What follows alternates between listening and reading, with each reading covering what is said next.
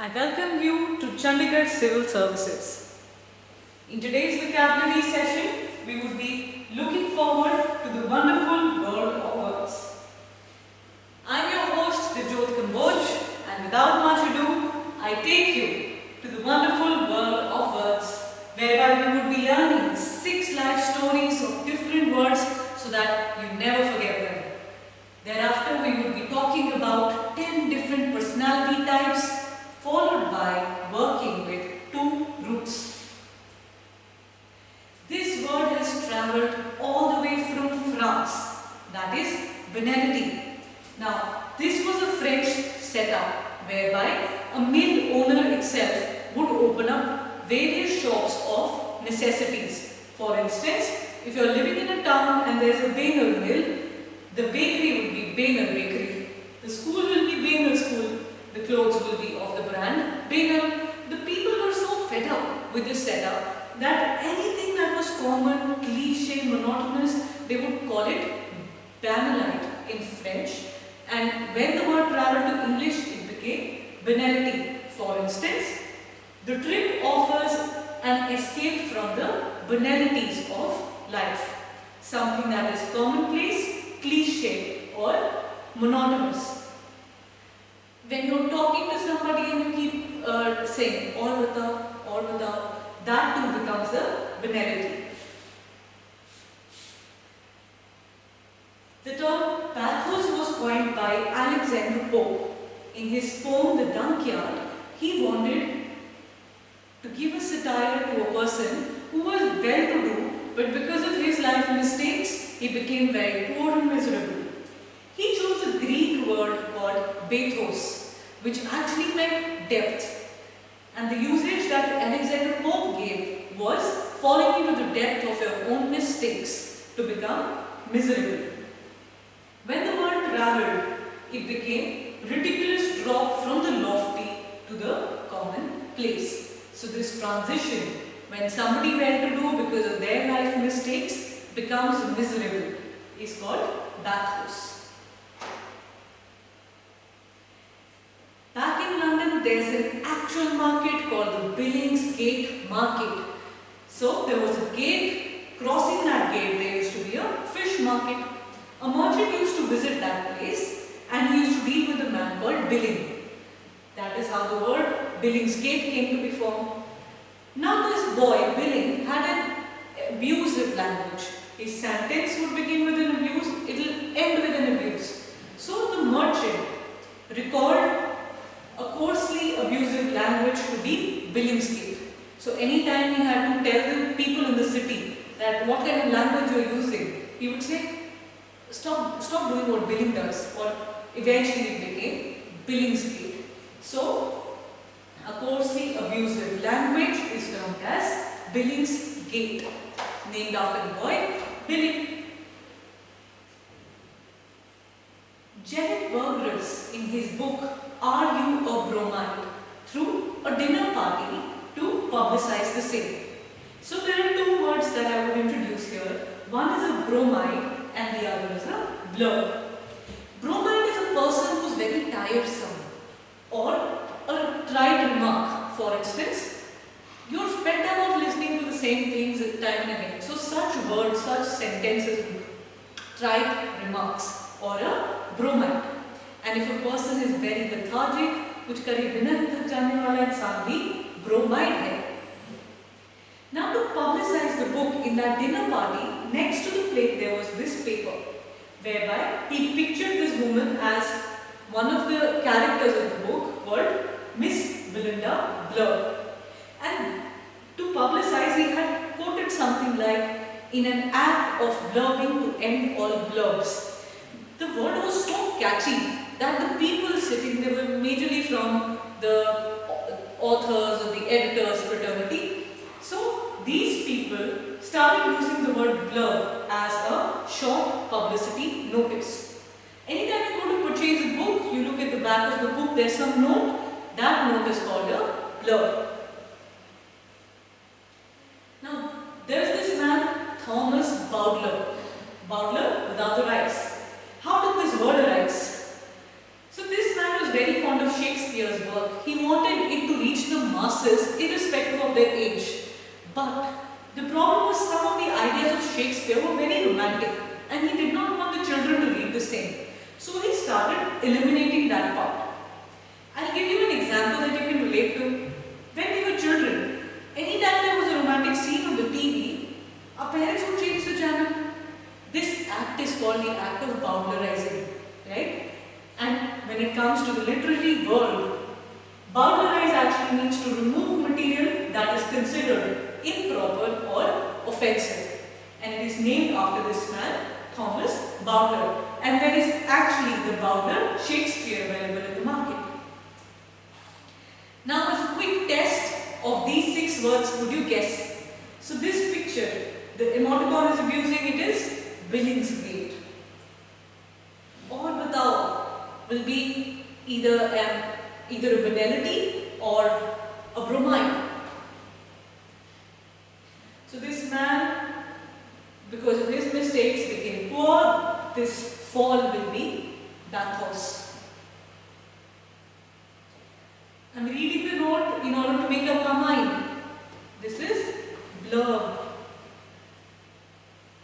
This act is the act of bowdlerizing.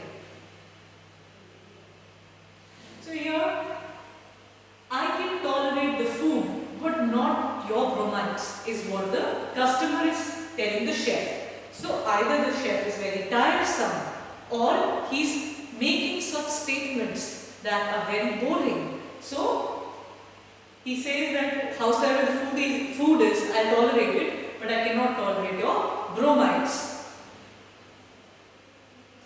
And now we move on to 10 personality types.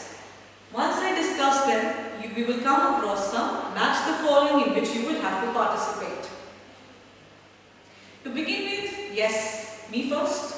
A person who's all about what is in it for me. The person is an egoist. Now, the catch with egotist is the alphabet T, right? So, T is about talking.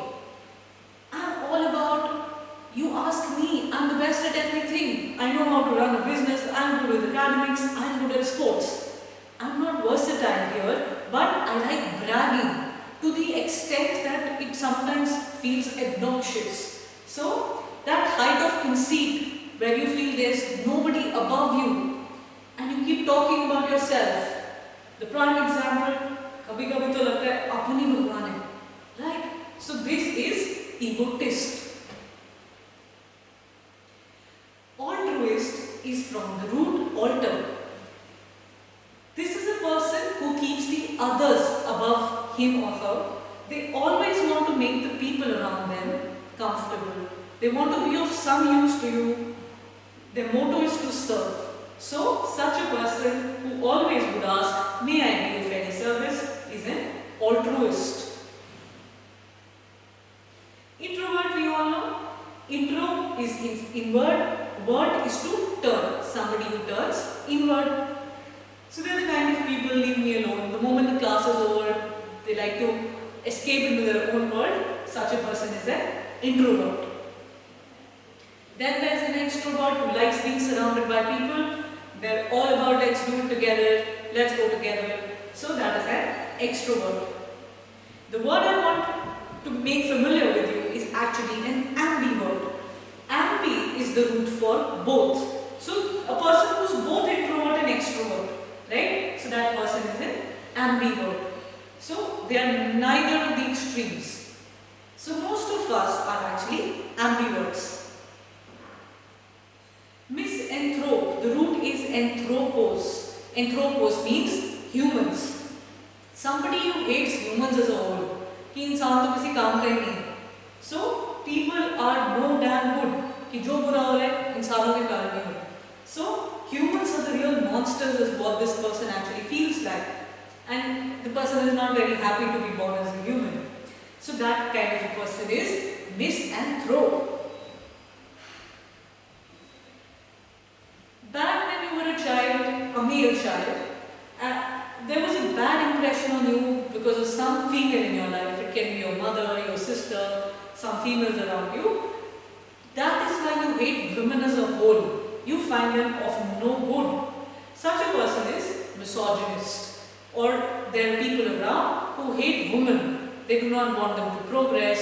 They want them to be limited to the four walls of the house. Such a person will be a misogynist. Like gynecologist. So gyne is actually the root of female. So misogynist is the spelling. Misogynist is how we actually use the word. So misogynist means somebody who hates women. You must have heard about bigamy, polygamy. So gamy's root actually means marriage. Misogamist is a person who hates marriage. For instance, in the movie Shut Up, Diljit Dosanjh has the opinion, kutta hove jada vyah karave. So this idea is actually misogamist. Now, our English folks would say marriage is an institution, but who wants to live in an institution? So this psyche is that of a misogamist. Moving further, a person who's momaya se pare. So actually they like to stay away from the pleasures of flesh, the worldly pleasures. They don't like eating very lavish. Simple living, high thinking is their motto. So behind all this, they feel that there is some spiritual elevation that they will get. So this idea is called asceticism. So a person having such ideas whereby they are eating simple, staying away from the pleasures of flesh, and etc. would be an ascetic. As it is famous, some more maya hai. Let us see if we could recall these words. So somebody who turns inward will be introvert. Somebody who hates marriage, misogamist. Talks about accomplishments, talk, egotist. Hates people, misanthrope. Does not pursue pleasures of flesh, ascetic. Is interested in the welfare of others, altruist. Believes in self-advancement, egoist. That it is only him who has to advance and not the people around. So that kind of a person will be egoist. Turns both inward and outward, ambivert. Hates women, misogynist. Turns thoughts outward, extrovert. So these were the 10 personality types. Let's figure out the 2 roots. Ego was the root we came across today. Ego actually means I. We have done egoist, we have done egotist.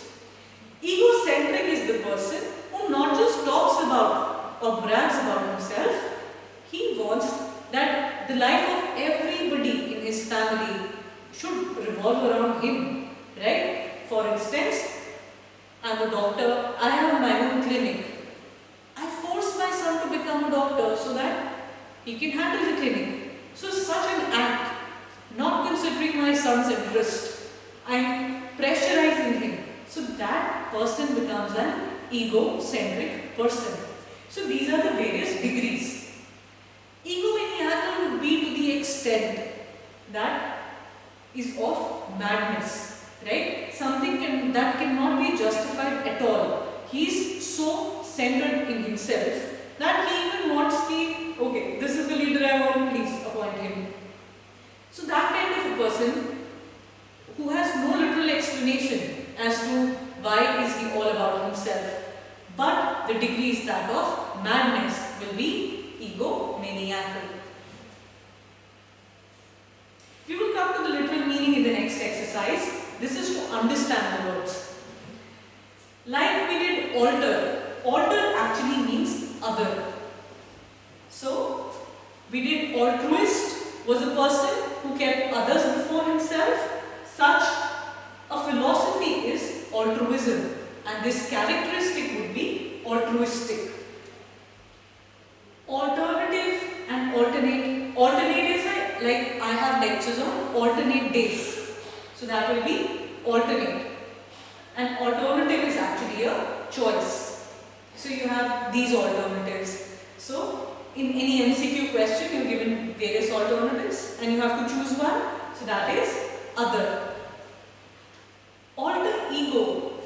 You might be having that one friend who likes the same movies like you, has the same dressing sense, you like similar people. So that person is actually your alter ego. And in today's time, even our mobile phones have become our alter ego. You know, they recommend you the things that you like. So that is alter ego, somebody who is similar to you. Altercation. Now, altercation is actually an argument. So, there are two people with two poles apart opinion. Anytime they talk on that particular topic, there is bound to be an argument, and this argument will be called altercation, right? So, here you do not value the other's opinion. That is how, with the root other, that is alter, we have come to the word altercation. So in Punjab, Haryana, there are people who were against the farm laws. There were some BJP supporters who were completely in favor of the farm laws.